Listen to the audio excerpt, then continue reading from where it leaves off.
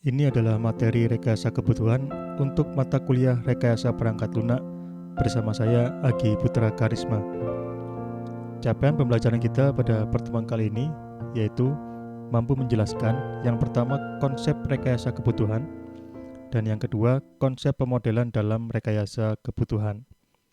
Adapun agenda pembahasan kita meliputi pengertian kebutuhan, requirement statements, kategori kebutuhan, level kebutuhan, rekayasa kebutuhan, fungsi dari rekayasa kebutuhan, proses rekayasa kebutuhan, permasalahan dalam rekayasa kebutuhan, konsep pemodelan kebutuhan, prinsip pemodelan kebutuhan, tipe-tipe model kebutuhan, dan yang terakhir alat bantu dan dokumentasi. Definisi dari kebutuhan atau requirement atau ada juga yang menyebutnya dengan persyaratan, terdapat berbagai macam pendapat. Tidak ada satupun pendapat yang bersifat mutlak. Masing-masing orang atau masing-masing organisasi memiliki definisi sendiri-sendiri terkait dengan apa itu kebutuhan. Yang pertama, mari kita lihat definisi oleh R.G. Abbott yang mengatakan bahwa kebutuhan itu adalah setiap fungsi, batasan, atau properti lainnya yang harus disediakan, dimiliki, atau dipenuhi untuk mencapai kebutuhan dari sistem yang dimaksudkan oleh pengguna. Kemudian menurut CMMI, kebutuhan itu adalah a condition atau capability, kemampuan yang dibutuhkan oleh user untuk menyelesaikan permasalahan atau mencapai suatu tujuan. Pengertian yang kedua,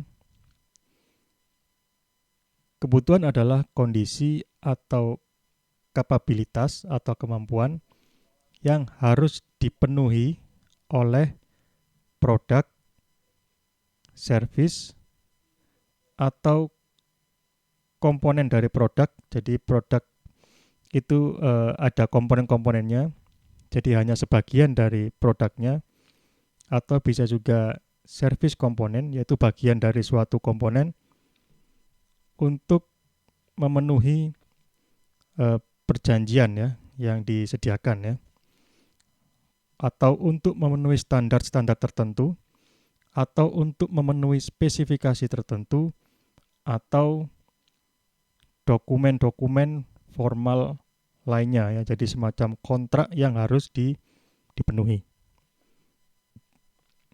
Kemudian requirement juga merupakan dokumentasi atau representasi dalam bentuk dokumen terhadap kondisi atau kapabilitas yang disebutkan pada poin pertama dan poin kedua yang di atas ini.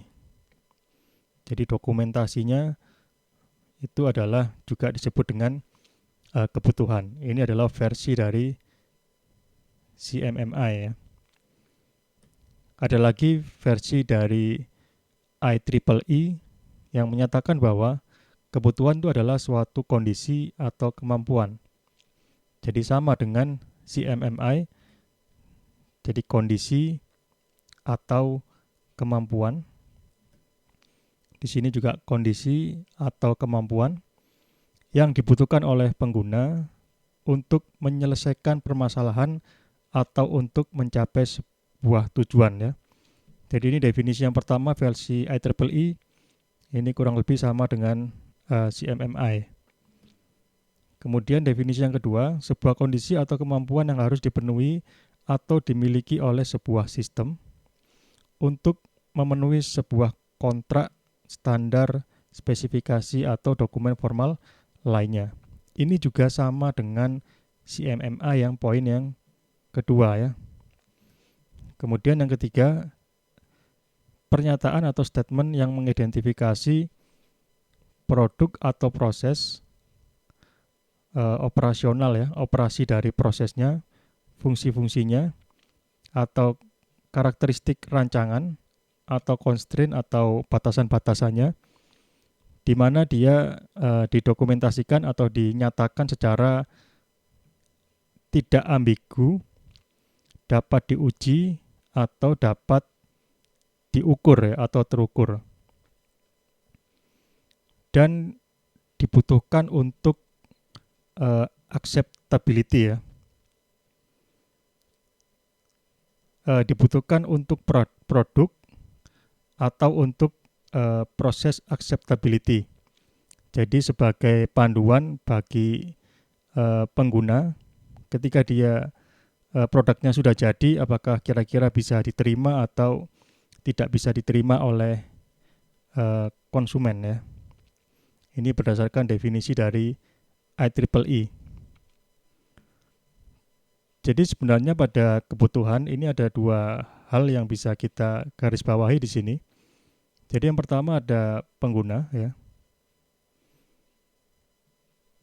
Kemudian yang satu lagi adalah sistem ya. Jadi di sini ada pengguna, kemudian sistem. Pengguna memiliki kebutuhannya, sistem juga memiliki kebutuhannya ya. Pada umumnya pengguna datang dengan masalah atau problem ya. Sedangkan sistem ini atau dia akan memberikan solusi terhadap masalah yang ingin diselesaikan atau tujuan yang ingin dilakukan oleh pengguna. Jadi ada gap di sini antara pengguna dengan sistem. Posisi dari seorang software engineer itu ada di tengah-tengah sini dia. Dia menggali masalah yang ada di pengguna. Kemudian masalah tersebut akan ditransformasikan oleh seorang software engineer menjadi sebuah solusi berupa perangkat lunak.